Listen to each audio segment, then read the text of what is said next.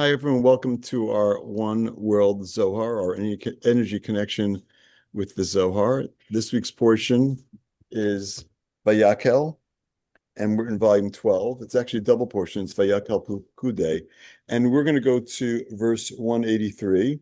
As we make this connection to the Aramaic text we're about to make, let's think about our consciousness. Let's actually, expand our consciousness and remind ourselves that through these verses, we can connect to the level of Binah. That's the third sphere down. It's the reservoir of fulfillment. It's us connecting to the flawless universe. So we have the opportunity to bring blessings down into this world. And I want to start with just thinking of everyone who we know who needs healing right now. And just if you know their name, great. Or just like think about them and send them energy of healing.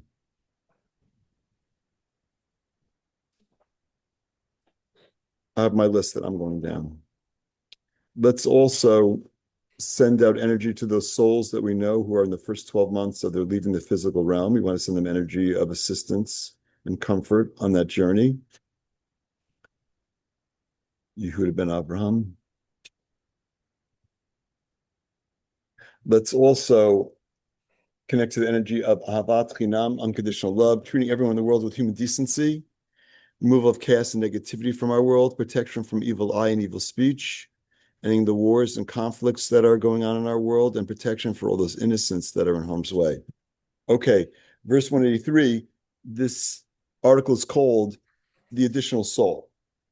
Hai nikuda tata kad salkav it chazit vid kashiti tat kedain kol chedva ishtechach le'ela betata va'almin ulho bechedva uvahai le'eliyah hai nikuda it pashat nehora ufarish gadpoi al alma v'chol shiltunin acharanin mit abran unit tiru ishtechach al alma. I also want to take the opportunity to invite in the Kabbalistic lineage for help with this. The Rav and Karen and Michael, Rav Shlag, Rav Brandwein, the Ria Kodesh, Rav Chaler, B'Tar Fom, Rav Mezulai, Rav Menachem Mendel of Teps, Rav Kolon, Mishapir Piasetzna, Rav Shem Tov, Rav Shimon Bar Chai, and all the students, Rav Mordechai Chernobyl, one soul, with Yosef Tzaddik, Joseph the Righteous in Shrem. Today is also the anniversary of elevation of Rav Chaim Al Ghazi of Kushta.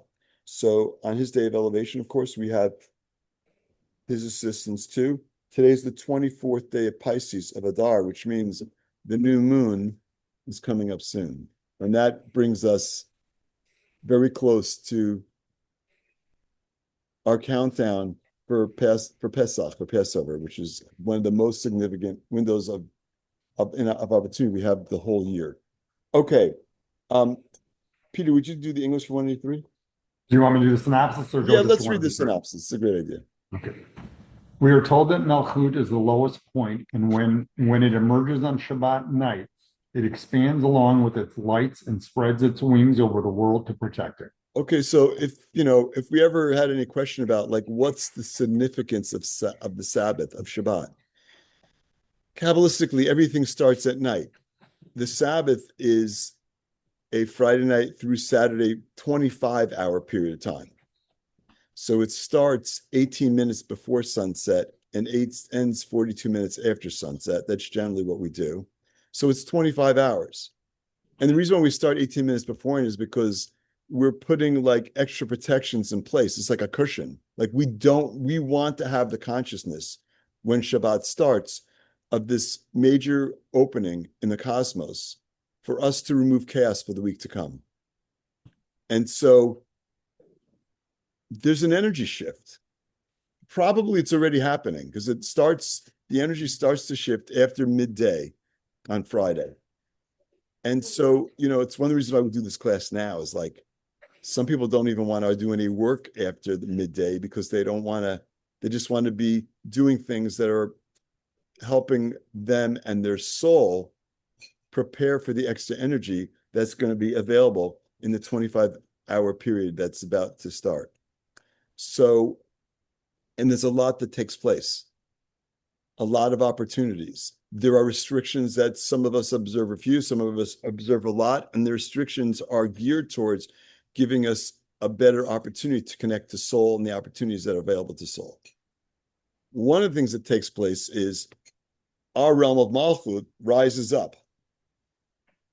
And as that first line explains, it expands its wings over the whole world. So the entire world is elevated on this window of opportunity. And it doesn't make a difference where you live, and it doesn't make a difference who your parents were or who your great grandparents. None of that matters. It makes no difference what tribe you're from. It makes no difference. This is something that happens for all of mankind. Okay, let's continue. Then another spirit of neshama is added to each person, and joy replaces sorrow and wrath. And what happens during this time? We get an extra dish, an extra serving of soul. That's what the additional soul is referring to. That's what this article is referring to. And there are actually multiple times during the day where enhancements to soul occur. And a lot of the connections we make, a lot of the prayers that we say are gearing ourselves towards essentially, there's a prayer we say Saturday morning in the morning connection called Nishmat Kol Chai, which literally means the souls, the neshamot of all.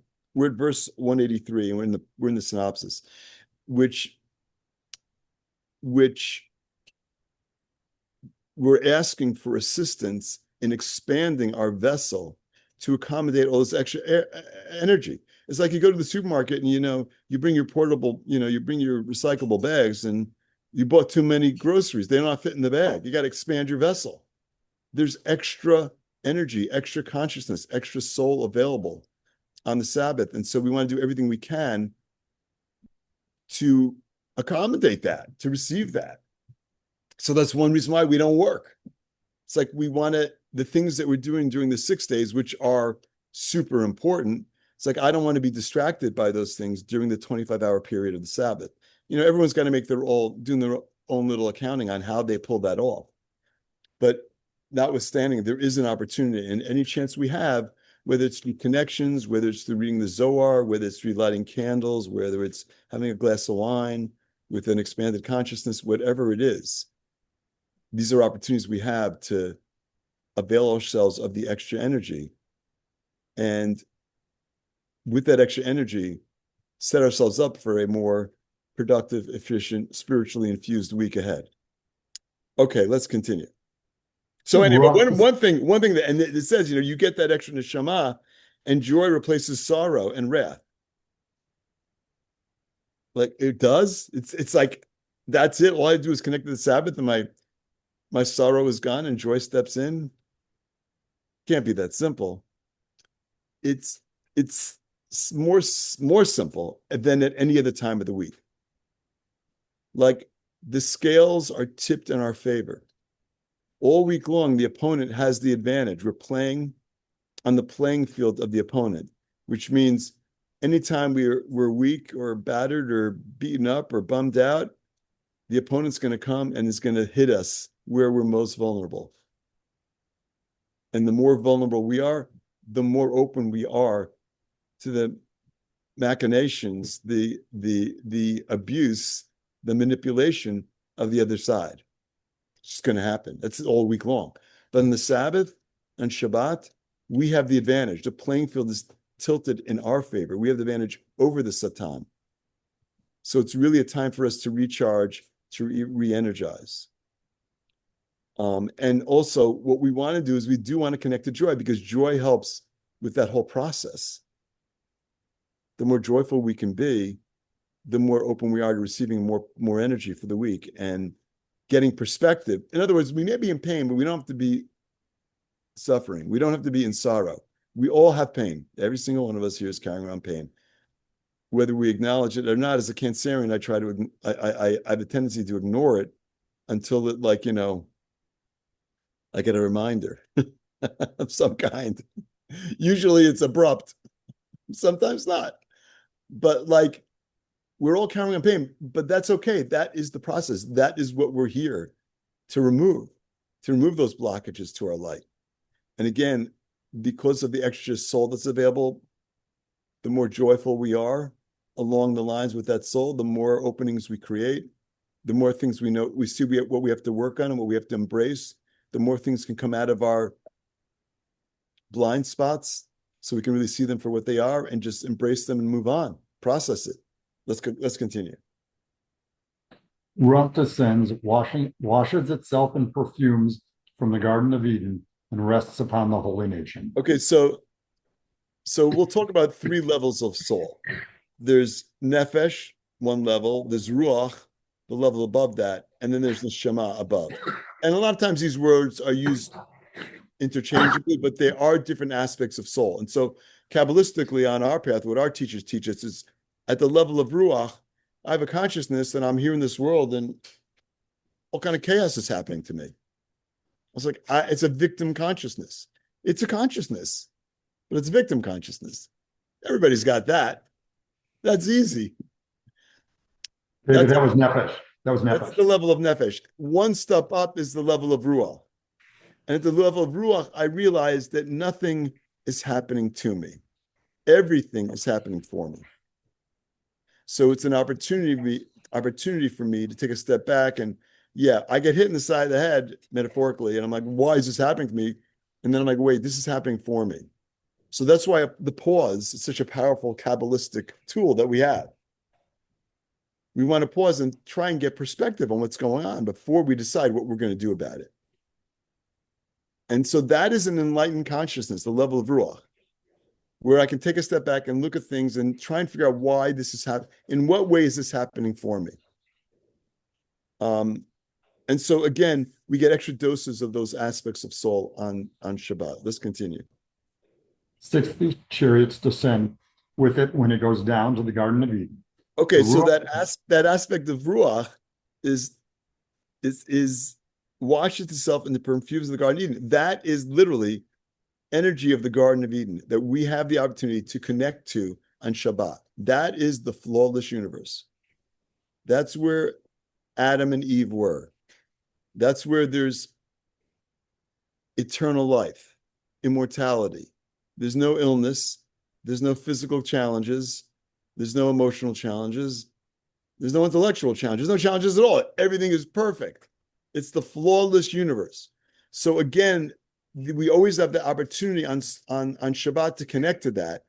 And we have different aspects of soul that assist us. And the level of ruach comes with that. Let's continue. The Ruach is the secret of Shabbat that dwells below, and since it joins in the pleasures and delights of Israel on that day, it should be given pleasure in food and drink. Okay, so this aspect of soul, of ruach, which we understand that we're here in a world, and the world is actually helping us, not hurting us. Everything is happening is helping us, and so this is a time for joy. No, I'm getting assistance. I'm getting extra special assistance on Shabbat. So one of the things that we do, as pointed out here, we are trying to increase our level of joy and connection. So we wear special clothes, we eat special foods, we drink special drinks, all geared towards giving us an enhanced ability to tap into soul and the blessings that are available. So the more joy I have, the more connection I can make. So that's why, people commonly, they do very joyful Friday night dinners to create, which they share with other people, to create an environment to facilitate more of that connection to joy through physical things. Those physical things, and there's reasons why we do the things we do on a Friday night. Those physical things are there to assist us in making special connections that we can't make the rest of the week because the opponent has the upper hand. We have the upper hand here. Our souls have the upper hand. And we're literally connected to the Garden of Eden. So the more joyful we are, and the more we can share that joy, the more powerful it is, and the more it sets us up for a better week to come. Let's continue. During the other 6 days, it is gladdened by the supernal spirit of the Ancient of Ancients. And on Shabbat, it takes pleasure from the body in the meal of faith. Okay, so this aspect of Ruach is there, but the Ancients of Ancients, that's all the way up beyond our ability to conceive of what even that is. So it's a very difficult connection to make. On the Shabbat, it takes pleasure from the things that we're doing physically. We're transforming our physicality and using it to connect spiritually by eating. We happen to do that a lot. We're big on food, but it's facilitating the connection. And there's energy. Remember, food may taste great, but there's an energy inherent in that. And so we're internalizing not just the food, we're internalizing energy we need to live. It's like you are what you eat. And certain foods have special dosage of soul energy and are there to assist us. Let's continue. Rabbi Shimon explains that every nefesh of Yisrael is adorned on Shabbat by the crown of the Ruach that dwells inside them. Okay, so a little even special insight. Probably we have to do things to connect to that Ruach. Rabbi Shimon is saying in this section is that if you're on a path of alignment with the light of the Creator, if you are among the children of Israel, if you're on this Kabbalistic path, you already have a consciousness that's open. That's what determines whether you're here or not. It's your vessel. It's the size of your vessel. The more desire I have to bring down light into this world for the purpose of sharing, the greater vessel I have, the more aligned I am with the light of the Creator. That's what distinguishes those of us who are on this path of the children of Israel and those who are not. And so when we have that, we automatically have the crown of Ruach, part of it which is inside of us, which is elevated on the Shabbat. Let's continue. This is such a powerful section. When Shabbat leaves and the Ruach goes up, the nefesh feels sorrow for what it has lost. Okay, so you may not experience this. I do. Saturday afternoon, as the Sabbath is ending, I can sense like a lower vibrational frequency. And you think, wow, I'm experiencing a lower vibrational frequency. It's because all this extra energy is leaving. Can we do something about that? So a couple things that we do. But the most important thing is we lean into that. That's what third meal is all about. It's making a connection to this extra soul that I have that is leaving. The Eish Kodesh teaches us that at that time, first of all, it's the most elevated part of Shabbos. Why is the most elevated part of Shabbat the time when I can feel like lack? What kind of paradox is that? Whose rule is that? Why would the most elevated time, I would think logically, the most elevated time would be when Friday night when I'm feeling all this. It is very elevated. But on Saturday when I'm feeling it starting, that energy is starting to leave, I feel like I have less. That's the highest part. So what the Piasetzna, the Eish Kodesh points out is that in his book B'nai Machshava Tova, is that we're actually closest to the Creator when we feel that energy leaving. It is a paradox. It's like when you feel, because you're actually feeling it. We're always connected to the light, but I can't say, honestly, I feel it all the time.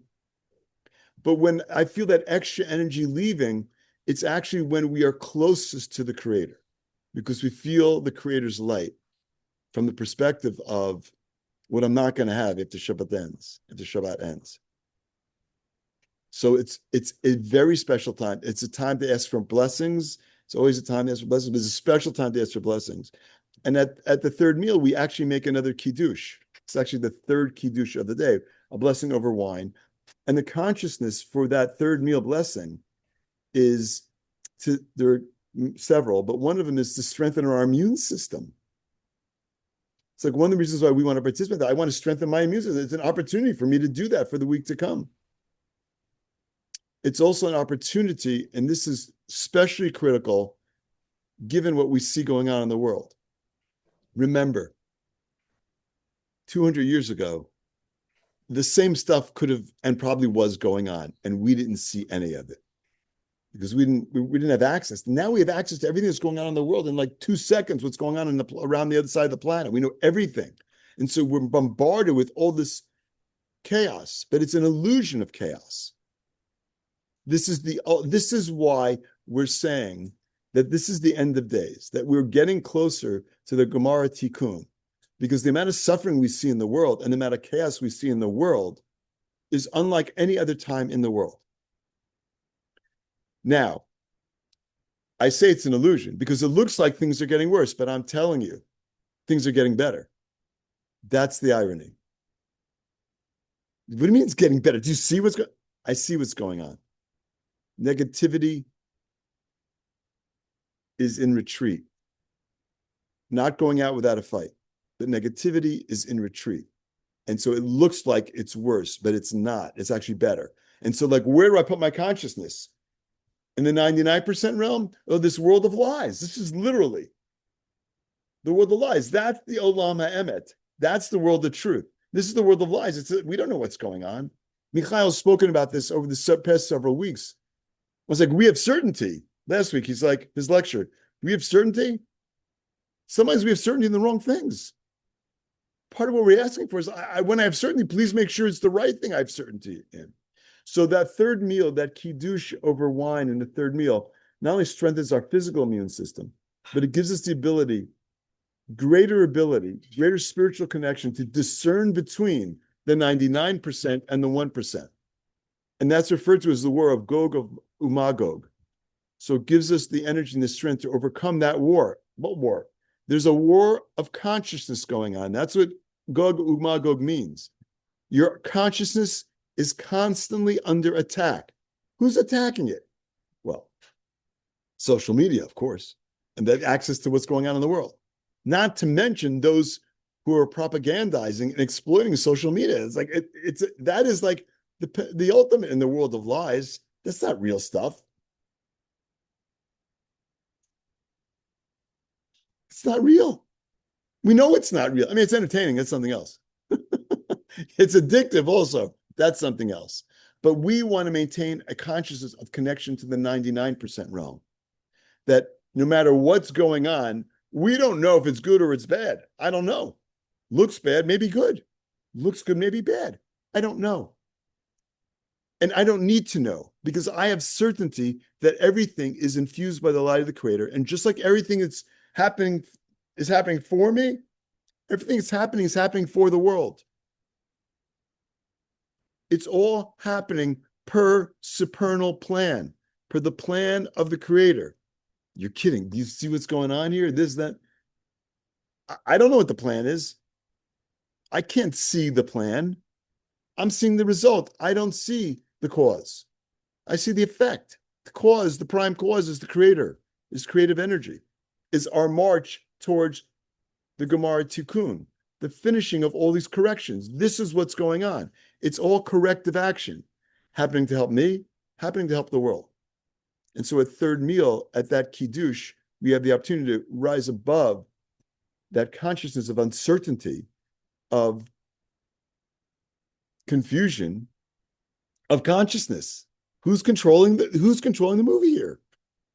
I want my soul in control, not the chaos that I encounter in the world. Okay, let's continue.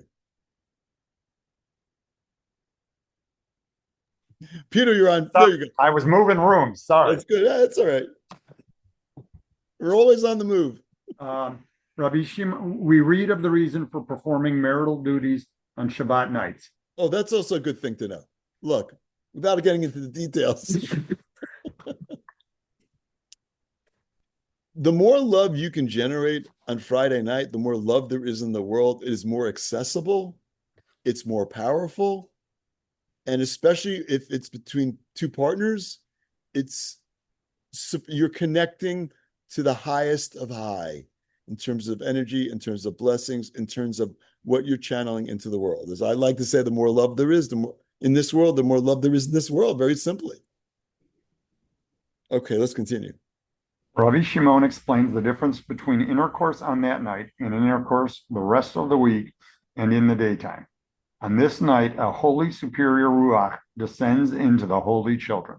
Okay, so again, without getting into too much detail, it's above my pay grade. What I will say is that parents who are bringing children into the world, it's like Friday night, you have an extra opportunity to bring in a very, very special soul.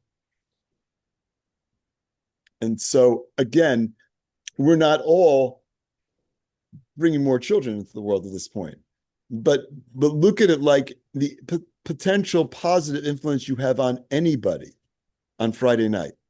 Anything that you share of a positive spiritual nature is transforming souls. It's the most fertile time for transformation. And we think of bringing a child in this world. You're getting additions to soul all the time. You're bringing down aspects of your soul all the time. Every time, when we know one reason why we visit the souls of tzaddikim, of righteous souls, is because we're taught by our teachers that when you visit a righteous soul, you get an ibur. You're getting a piece of their soul with you.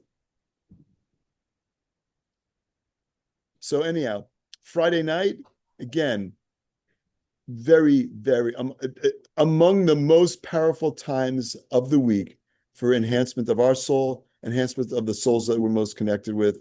And this is why it's like extra special to like have a Shabbat dinner or go to a Shabbat dinner. It's just a super, super powerful time. Okay, Peter, can you read the English to 183? Yep, 183. The lower point Malchut, when it emerges to become seen, namely when it receives chokmas called sight. Okay, so those capital letters is expansion upon the Zohar given to us by Rabbi Shlag in his commentary, in his Sulam commentary. So it's not just that Malchut is, and what do we mean? Isn't Malchut seen all week long? It's the holiest aspects of Malchut that's becoming manifest. It's what we're feeling. It's like lean into what you're able to feel on Shabbat. I used to think when I was a kid and I would do Shabbat, and it did feel special. I thought it was like dessert that I was looking forward to, the meal. I always assumed it was the physical things that made it so special because that's the only reference I had. Now, to be on this path is to understand before you assign power to something, take a step back and really understand how the world works, this is what it's like being in the Kabbalistic path. Remember, Kabbalah means to receive. We're receiving constantly. That food may be a channel to awaken something it's all in here. It's never external. It's never the cookies. It's never the wine. It's never a little bit of tequila. That's all helping us open ourselves up to what's inside. Aaron, do you want to say something? You have a cookie recipe you want to share? I just have a question. Did you participate in third meal growing up? Was that something like traditional? I was either playing basketball in the driveway or touch football in the side yard as a kid. Gotcha. Wait, but the third meal is something that the center has created the awareness of. No, it's not just the center. The third meal is practiced the world over. It's not just the center. The center, the things we talk about, the significance of what takes place at third meal, we place special emphasis on. But there are other Hasidic sects that also place equal significance to third meal. We just don't see it because they're very insular. We, on the other hand, are not insular at all. We're wide open, inviting the whole world in as much as we can. There are those who do practice it, who know the teachings of, the great Kabbalists who've ever lived. They have access to that. But even still, even within those, even Hasidic sects that actually practice it and put a lot of emphasis on it, it doesn't mean that the information is shared to the degree that it's shared in our channels. It's not. And Peter's right. We place special emphasis on what the consciousness is.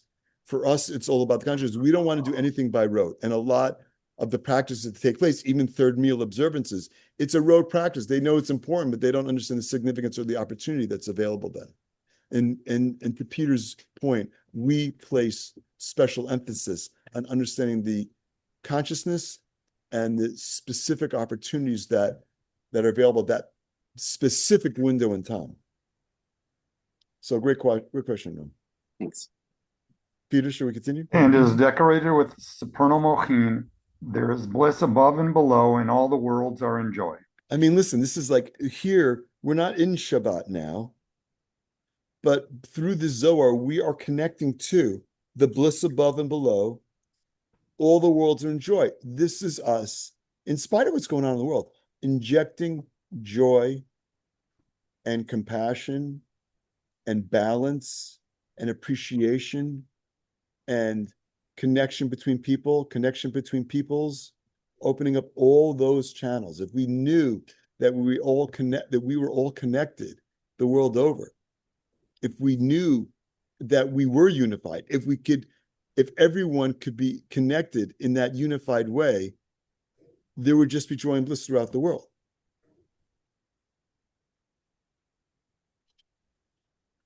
See Pluribus for more details. Playing on Apple TV. Great show. It's a great show. It's not exactly what we're talking about, but it does help us to explain aspects of it. I don't want to ruin the show for anybody. But Rocky watched it and she was right? On my endorsement. Listen, I shared it with my daughter. We both anxiously waiting until 2027. It's great. Amazing. Great. Yeah, Amazing. yeah, Amazing. amazing. Yeah, I know. Amazing. Okay. Let's take one more. 184. Wait, I didn't Oh, finish wait, the English. you didn't? Okay. Right. At Shabbat night, the point expands along with its lights and spreads its wings over the world. Then all other rulers are removed and the world is protected. Fascinating. Rulers, you mean like those 12-inch sticks that we? No. Heads of state. And they're vying for power. And it's messed up. Again, if there was unity of consciousness, it wouldn't be necessary. It wouldn't be tolerated. But we don't have unity of consciousness. We have unities of consciousness. But we're not all on the same page, clearly. So, but again, this is the energy of Shabbat. Now, just so we're clear, when we talk about the Gemara Tikkun, there are those Kabbalists that teach that the Gemara Tikkun is going to happen by the year 6000. And you're like, year 6000? It's only 2026. Not those years. It's the Kabbalistic calendar, which we're in, correct me if I'm wrong, Peter, 5786. 5786. And by the way, it's the lunar calendar. And I heard a lecture from Michael Berg this week that the calendar changed to the lunar calendar on the day that Moses and team completed the tabernacle. And that's when the counting started. Fascinating. Yeah. Fascinating. So anyhow, we're only 214 years away from the Gemara Tikkun, if you take it literally. But there are those who say, no, that's the latest. It can happen sooner. Not only that, but I'm going to do some simple math. I may have shared this before, but it merits sharing again, especially when we're talking about the energy of Shabbat. Because ultimately, Shabbat is the seventh day, and the Gemara Tikkun is the seventh millennium. Thank you. It's the seventh millennium. So at 6001, we're in the seventh millennium. So it's the Shabbat for reality. So that's the thing. When we connect to our little Shabbat on the seventh day, it's a microcosm of the greater Shabbat, which is the Garden of Eden manifests in our physical realm. So again, super powerful opportunity. And that's what we're connecting to on Shabbat. But, it's short-lived. It's only 25 hours. We want it 24/7. So a little of math. If you think back to Koheles, Ecclesiastes, there's a verse that says, there's a time for this, a time for that. I think it was the Birds that popularized that in a song. And there's a list of a time for this, a time for that, a time for joy, a time for gladness, whatever, sadness. The last two are a time for war and a time for peace. And there are 28 of them. And if you take 6,000 and divide it by 28, you have the number 214. So we're literally in the last one, which is a time for peace. It's transitioning up from a time for war to a time for peace. That is the era that we're entering from a strictly spiritual math point of view. So when you say that, so all of this chaos that we're watching right now, is the prelude to the peace part. Is that it? Yeah, that is correct. The deck has been shuffled and it's settling down. No, baby. I know. Mm. I know. It doesn't look, of course, it's So not going it to look that way. It so can't be cause obvious to everybody. It has to be obvious for those who see the deeper reality. right, That's what, so it would be the creation of World War III to bring peace after that. okay. So one of the debates is it going to be a painful transition or a peaceful transition? For some, so tradition is referred to as a time of Oy and Ashrei. Oy of suffering, Ashrei of celebration. Which one is it? We control that. We control that with our consciousness. And so we want to be the channels of this light for the world so that we create a time of Ashrei, a time of celebration, a time of peace and tranquility and joy. David, you mentioned that a Kabbalist, you shared that a Kabbalist like 200 years ago talked about the time of this war. Yeah. You want to share that? Yeah. So, yeah. um, so let me find it. And Suzanne's hand has been up for I a see minute. that. Yeah. So it's the writings of a guy by the name of Bnei Yissachar. I'll show you on the screen. You can't really see it, but I'm going to read it to you just so we can connect to the Bnei Yissachar. Okay, and then I'll explain to you what he's saying. The hini mikubel biyadenu kabbalat hakadumim ayin tikunei zahar. So he's quoting from the Tikunei Zohar. Uvriya nechimna asher le'atid bimher Rabbi Yameinu milchemet Amalek umechayto yeh be'erev Chag Pesach. So what he's saying is that there's going to be a war in a couple hundred years, not too far away. It should happen soon and be over soon. That's going to start right before the holiday of Purim. So this war started on Saturday. Purim was Monday night, Tuesday, and is going to end on the eve of Passover. So we're in it right now. And this is, he goes on to explain,